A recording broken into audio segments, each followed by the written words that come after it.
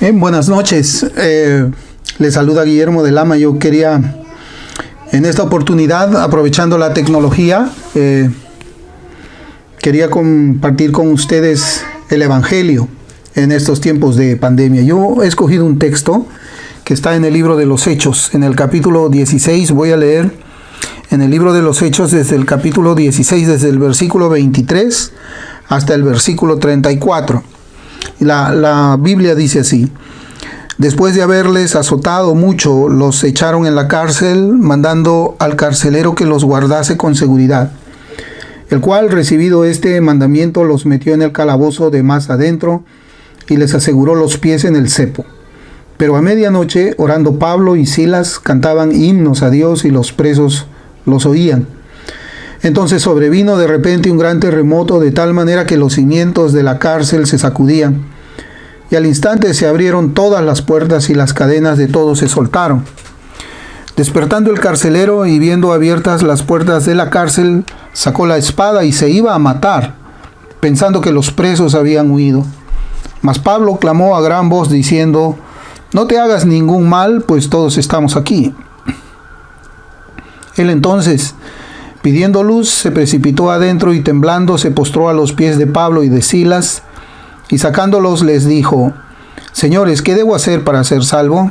Ellos dijeron: cree en el Señor Jesucristo y serás salvo tú y tu casa. Y le hablaron la palabra del Señor a él y a todos los que estaban en su casa. Y él, tomándolos en aquella misma hora de la noche, les lavó las heridas y enseguida se bautizó él con todos los suyos. Y llevándolos a su casa, les puso la mesa y se regocijó con toda su casa de haber creído a Dios. Que el Señor bendiga su palabra, y este es el texto que yo quería compartir con ustedes en esta noche, en esta oportunidad que el Señor también nos brinda a nosotros, como les digo, por medio de la tecnología. Aquí hay una pregunta muy importante que creo que es el centro de la enseñanza que nosotros vamos a tener. Acá hay una pregunta en el versículo 30, donde el carcelero dice: señores, ¿qué debo hacer para ser salvo? ¿Qué debo hacer para ser salvo? Y nosotros en estos días hacemos muchas clases de preguntas. Tenemos muchas preguntas. Por ejemplo, nosotros nos preguntamos: ¿cuándo es que va a terminar esta pandemia? Nos preguntamos: ¿cómo se puede combatir esta pandemia? A veces hacemos preguntas que ni siquiera podemos responder. Podemos preguntarnos, por ejemplo: ¿y será que a mí me terminaré contagiando con esta pandemia? ¿O terminaré muriendo con el coronavirus? Hay muchas preguntas en estos días. Muchas preguntas que nosotros nos hacemos, y nos hacemos estas preguntas porque escuchamos las noticias de las muchas muertes que hay en todo el mundo. Hay personas contagiadas, y de las personas contagiadas hay personas que están muriendo. Las noticias enseñan que las personas mueren fuera de los hospitales. Algunos, como acá en Perú, pues los hospitales han colapsado, no tienen oxígeno, y hay muchas preguntas. Hay muchas preguntas. Y las preguntas que nos hacemos los que estamos sanos es: ¿será que a mí también me va a dar la enfermedad? ¿Será que ha llegado o está próxima la hora en que yo voy a morir? Y así nosotros nos preguntamos muchas cosas. Pero este carcelero hace una pregunta que es diferente. El carcelero pregunta: ¿qué debo hacer para ser salvo? ¿Qué debo hacer para ser salvo? Este pasaje está en el marco de un viaje misionero que hace el apóstol Pablo. Y nosotros, cuando comenzamos a mirar un poco qué cosa es lo que la Escritura está narrando aquí, nos enseña de que Pablo una vez más había sido apresado por causa de la predicación del Evangelio. Pablo había sido puesto bajo el cuidado de un carcelero. El versículo 24 dice de este carcelero: el cual, recibido este mandamiento, los metió en el calabozo a Pablo y a Silas de más adentro y les aseguró los pies en el cepo. Eso es el final o el principio de esta historia que nosotros hemos leído ahora. Es el final, podemos decir, temporal de la predicación del apóstol Pablo. Es un intermedio. Él deja de predicar públicamente, pero vemos aquí de que él todavía está predicando por medio de cantar himnos, por medio de cantar los salmos junto con Silas, que es su compañero de prisión. ¿Qué cosa es lo que le hace preguntar al carcelero esa pregunta? ¿Qué es lo que le lleva a preguntar a él qué debo de hacer para ser salvo? En el relato que he leído, en el relato que yo he leído,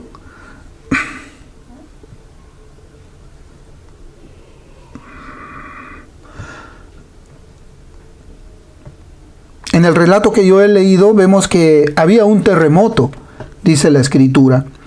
También dice de que el edificio se había desmoronado, o sea, las paredes de la cárcel, el techo, todo se había desbaratado, como se dice. Y lo que podemos notar a partir de ese versículo 24 que yo les había dicho, es de que hasta ese punto del terremoto, de ese mover de los cimientos y de la destrucción que estaba allí, hasta ese momento el carcelero no estaba interesado en las cosas de Dios. Él no estaba interesado en nada de lo que tenía que ver con Dios. Por eso es que en el versículo 24 el carcelero no dijo: estos son hombres de Dios, cuando vio a Pablo y a Silas, cuando la guardia seguramente le entrega a ellos para que sean puestos en cepos. El carcelero no dice: estos son hombres de Dios, voy a aprovechar que ellos están aquí para preguntarles sobre el estado de mi alma. Absolutamente no. No, aún hasta en el momento mismo de esa tragedia, el carcelero solamente estaba pensando en las cosas que tenían que ver con su propia vida, en las cosas que tenían que ver con su trabajo. Estaba preocupado que su trabajo esté bien hecho, seguramente para que él pueda cobrar un sueldo a fin de mes. Así estaba él. Él no estaba absolutamente interesado en nada que tenga que ver con lo espiritual. Yo creo que él estaba interesado, como muchos, solamente en lo que es material. Estaba interesado en la salud de su cuerpo, en la salud de su familia, en el sustento de su casa, en la seguridad de su vida, de su cuerpo y todo eso. En el versículo 26 vemos que llega un terremoto. Y ese terremoto, como les decía, destruye muchas cosas. Hay muchas desgracias que suceden alrededor del mundo y suceden lejos de nosotros. Hemos escuchado terremotos en Indonesia, tsunamis en Japón, hemos escuchado terremotos en Chile, terremotos en muchas partes del mundo, en Turquía, desastres tremendos, destrucción de casas, pero nunca nos hemos preocupado porque todas esas desgracias han estado lejos de nosotros. Todos esos desastres, si es que le quiere llamar así, ha estado lejos de nosotros. El versículo 27 dice: despertando el carcelero y viendo abiertas las puertas de la cárcel, sacó la espada y se iba a matar, pensando que los presos habían huido. Este versículo nos enseña de que el carcelero vio pues que la prisión había sido destruida y él supuso de que como las rejas habían caído, los barrotes ya no estaban allí, todos los prisioneros habían escapado. Y que como habían escapado, la ley romana de ese entonces lo condenaba a él a muerte. Y él dijo: antes de que me maten a mí las autoridades, yo mismo me voy a quitar la vida. Eso podemos decir que es como una introducción a lo que nosotros estamos leyendo aquí en la Biblia. El versículo 29 dice: él entonces, pidiendo luz, se precipitó adentro y temblándose. El versículo 28 dice: mas Pablo clamó a gran voz diciendo: no te hagas ningún mal, pues todos estamos aquí. Pablo le dice: no lo hagas. Pero no es Pablo, es Dios quien está interviniendo. Ahora, esa desgracia estaba ocurriendo en la vida del carcelero. El coronavirus está ocurriendo en la vida de todos nosotros. ¿Quién no ha escuchado que tiene un familiar que está contagiado por el coronavirus? Hoy día mismo yo estaba conversando con unos hermanos de la iglesia, ancianos, para preguntarle cómo estaba después de casi 10 días que no hablaba con él, y me dijo de que su hijo había sido contagiado con el coronavirus. Es un vecino que vive acá a 2 cuadras. Y me dijo que la hija de su hijo también había sido contagiada con el coronavirus. Nadie esperó ver tanta desgracia, tanta muerte cerca de uno. ¿Cuántos de nosotros hemos escuchado que tal vez en nuestras casas el coronavirus ya ingresó, ya pasó las puertas y ha tocado la salud de alguien muy cercano a nosotros? O quizás a un familiar que es familiar de sangre o también ha sido tocado, contagiado por el coronavirus. O un vecino ha sido también contagiado por el coronavirus. Ahora, estas desgracias están sucediendo en nuestras vidas, como ahora vemos que sucede en la vida del carcelero. El carcelero nunca pensó que una desgracia así pudiese ocurrirle alguna vez en su vida, así como nadie de nosotros esperó tampoco de que esta peste pudiese llegar al Perú, a Chile, a Estados Unidos y hubiese encerrado prácticamente a todo el mundo en sus casas y matando personas en todo el mundo. Pero ha sucedido. Y nosotros vemos aquí en este versículo 28 de que Pablo le dice, no lo hagas, no te metas. Es Dios quien está interviniendo. Es Dios quien interviene. Nosotros vemos que son palabras de Pablo, pero es la palabra de Dios. Es Dios quien mueve a las personas para llevar a cabo sus propósitos. Es Dios quien está detrás de todo esto. Y ahí es donde vemos, y ahí es donde nosotros vemos que,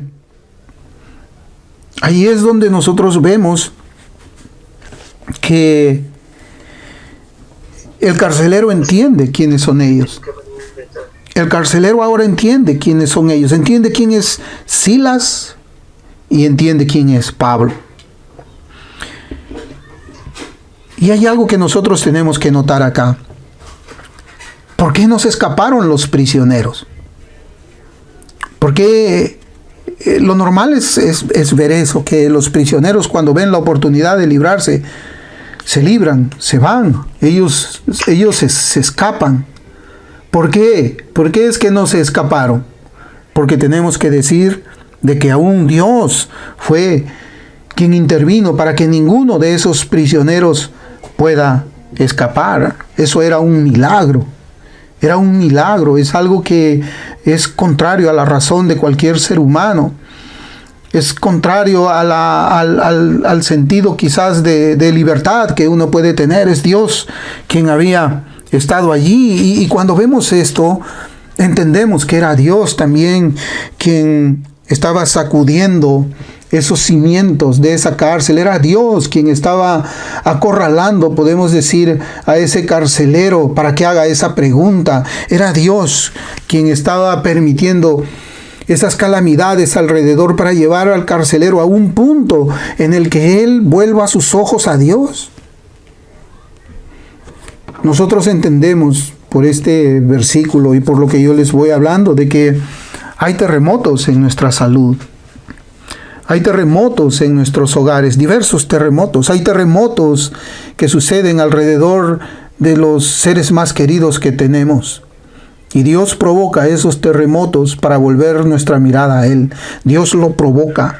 Esta plaga del coronavirus no es una casualidad. Esta plaga del coronavirus no es del diablo. Esta plaga del coronavirus, usted tiene que verlo que es el castigo de Dios hacia la humanidad. Una humanidad que le ha dado la espalda. Una humanidad que le ha vivido la vida como ha querido. Eso es eso.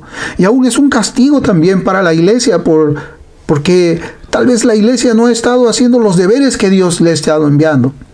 Pero como sea, este castigo no es el fin, no es el castigo final, no es el juicio final. Es un castigo para volver los ojos a Dios.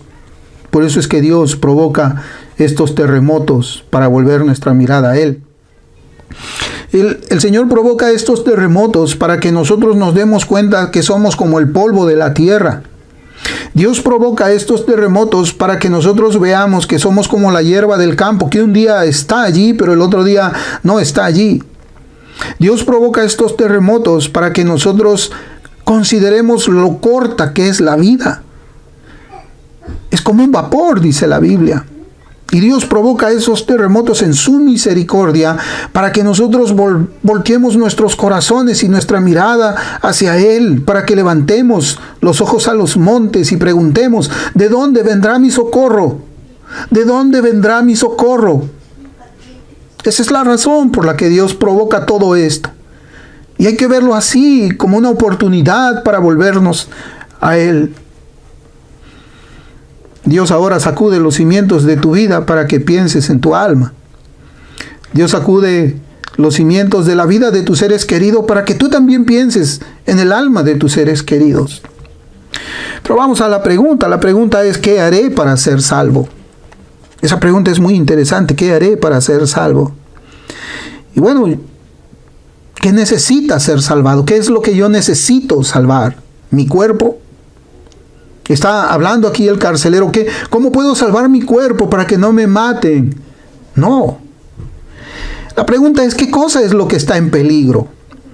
Hay algo que está en peligro que tiene que ser salvado. Es como una persona que cae al mar y no sabe nadar. Esa persona está en peligro y necesita ser salvada. ¿Salvada de qué? De morir ahogado. Salvado de que su cuerpo muera. Y aquí la pregunta es, ¿qué haré para ser salvo? Y yo pienso de que es la pregunta más importante para todo ser humano. ¿Qué haré para ser salvo? En Mateo 1:21, cuando el ángel Gabriel hace el anunciamiento a María del nacimiento del Señor Jesús, cuando el ángel se acerca para decirle que ella había concebido del Espíritu Santo, que estaba embarazada, el ángel le dice, y dará a luz un hijo y llamará su nombre Jesús, porque él salvará a su pueblo de sus pecados.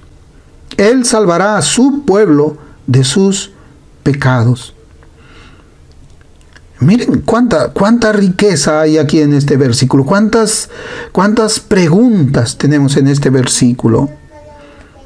Aquí habla de un pueblo. Acá dice, Él salvará a su pueblo. No dice a todo el pueblo. Él salvará a su pueblo. Él tiene un pueblo. La pregunta es, ¿eres tú parte de ese pueblo?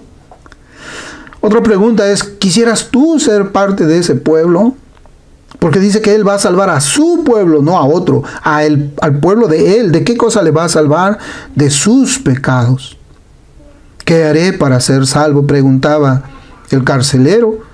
Y ahora la Escritura nos dice que Cristo vino al mundo con el propósito de morir en una cruz para salvar a su pueblo de sus pecados. Bueno, es evidente de que cuando habla de la salvación de los pecados, primero uno tiene que pensar en que va a ser salvado de la condenación del pecado. Va a ser salvado del infierno. Eso es lo primero que nosotros pensamos. ¿Por qué? Porque es lo que nos han enseñado, es lo que nosotros sabemos, es lo que nosotros entendemos. Hay un cielo, hay un infierno. Entendemos posiblemente también de que solamente hay uno que nos puede salvar de la condenación en el infierno, y es Cristo. Pero también este versículo dice que Cristo no salva a las personas en sus pecados. No, Él no te salva pecador. Él no te salva mientras tú estás en tus pecados, mientras tú estás abrazando tu pecado, mientras tú estás amando tu pecado, sino que Él dice, Él te va a salvar de tu pecado, de tu pecado. ¿Por qué? Porque los pecadores nunca van a ser felices en el cielo. Nunca. Para los pecadores hay otro lugar que la Biblia le llama infierno. Por eso es que el Señor va a salvar a su pueblo de sus pecados. Y también cuando habla salvar de su pecado, Cristo está hablando de salvar del poder y del dominio del pecado. ¿Por qué hago las cosas que yo hago?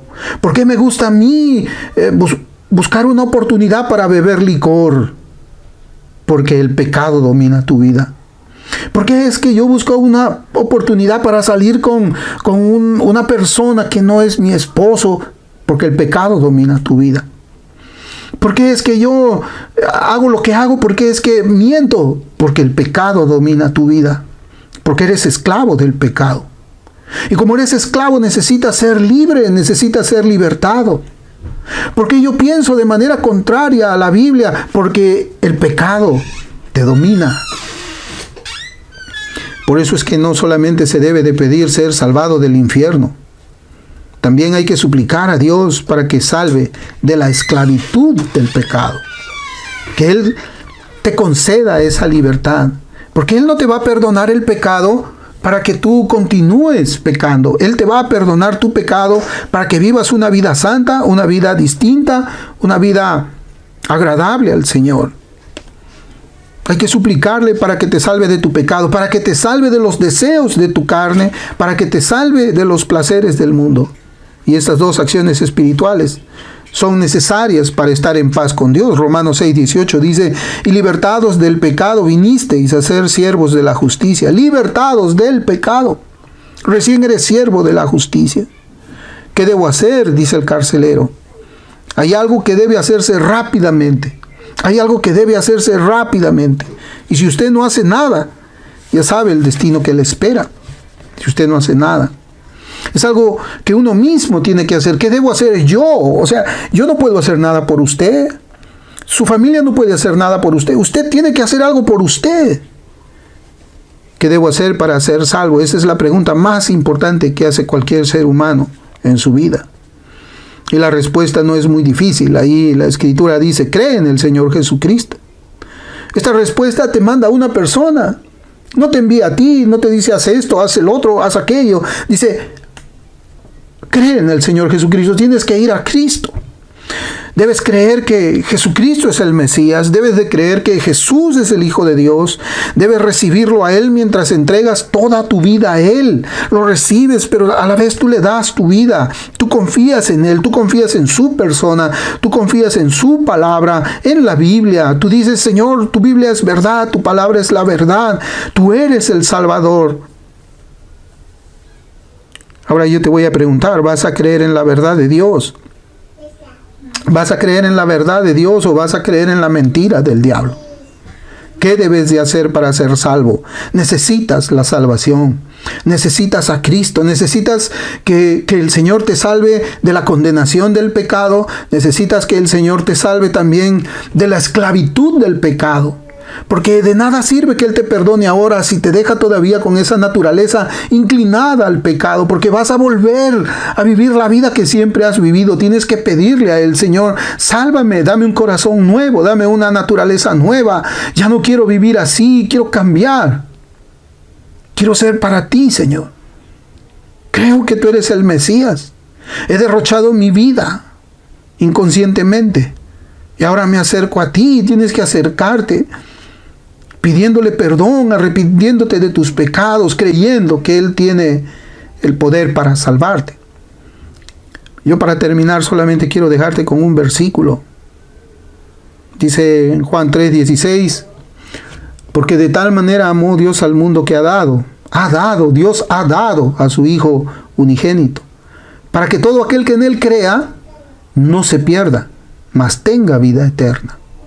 Para que todo aquel que en Él crea no se pierda, mas tenga vida eterna. Y Juan 1:12 dice, mas a todos los que le recibieron, yo te hablaba de recibirle a Él como tu Salvador, abandonando tus pecados. Dice, mas a todos los que le recibieron, a los que creen en su nombre, les dio potestad de ser hechos hijos de Dios. Les dio potestad de ser hechos hijos de Dios. Yo espero que esta meditación le ayude a usted en su vida espiritual. Yo sé que el Señor de alguna manera le ha traído a este punto para escuchar este mensaje. Él tiene un propósito. Usted ha escuchado el Evangelio.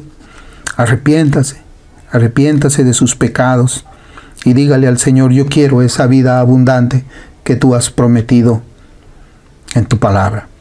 Créale a Él, solamente a Él. Muchas gracias, y si tiene alguna pregunta que va a hacer, ya se va a acabar el tiempo de esta reunión.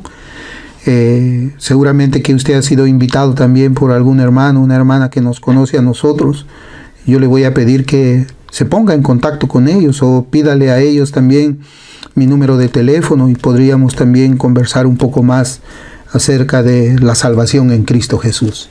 Que el Señor me los bendiga mucho. Buenas noches.